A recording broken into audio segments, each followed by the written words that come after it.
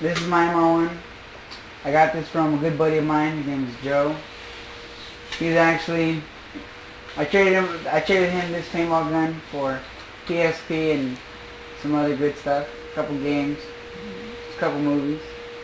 It was worth it. I had this for, what was it, 4 months now?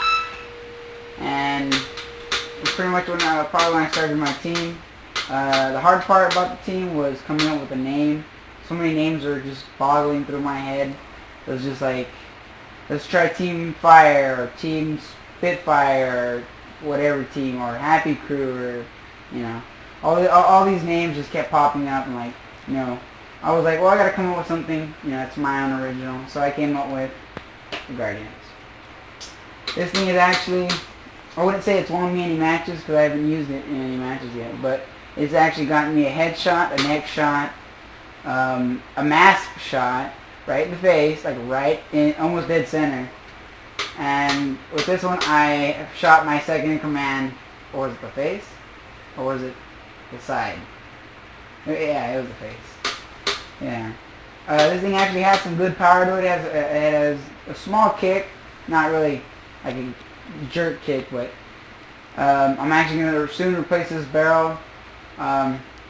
As you can see, it's the standard barrel that comes with it. If I can get it off a little bit quick enough. It's actually the standard barrel that comes for the MR1 originally. What I'm going to do is actually I'm going to get me an assault rifle barrel, and I'm going to mod this up a little. I'm going to change my stock, which is actually the original stock that comes with it as well. I'm going to over the time that I'm going to be keeping this, I'm going to actually modify it a little more. I actually may have a friend do a design on it. I may have him write the word Guardian across here to the side. I'm not sure, but I mean, this thing does have some good power to it. I've replaced some of the springs, replaced some of the parts. I've taken it apart. I made sure everything worked properly. You know, I checked it. I did an online manual to make sure nothing can go wrong with it. I hope this will actually last me a good couple, 5-6 years or more plus. It'd be great. The accuracy on this is, I wouldn't say it's the best, but it's, you know, it's good enough.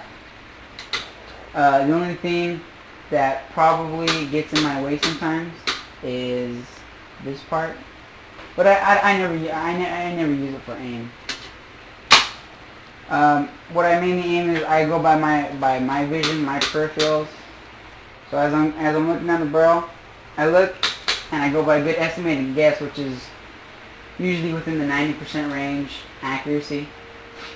I've actually let a couple people borrow it, and they say, "Man, this thing has some power to it." And I go, "Yeah, I know.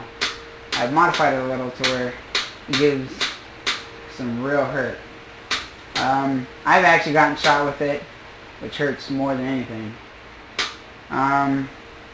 My other hopper is a low profile one, which is actually the top. It doesn't curve, but it kind of cuts off a little, so it holds about 140 compared to the 150, 160 ones like these. But I mean, I wouldn't count it as a disadvantage. I count it as more of an advantage. So instead of having this giant hopper, I have something smaller and a little more sleek with some mobility.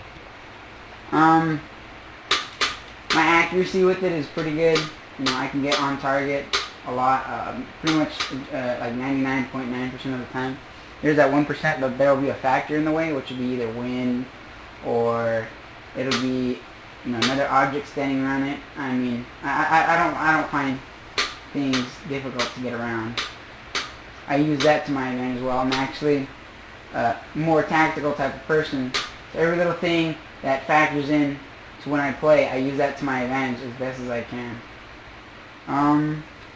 My trigger, I actually tried to modify it a little more. What I did was we took the trigger off, we sanded down another trigger, which is an automatic, and we tried to see if we can attach it to this, but we had to cut it down, trim it a little, and then we had to screw a new hole so it'll fit the screws. But the sad part was we got it on, it was just a very late reaction. It would like pull, it'd be like pull, then it'd fire.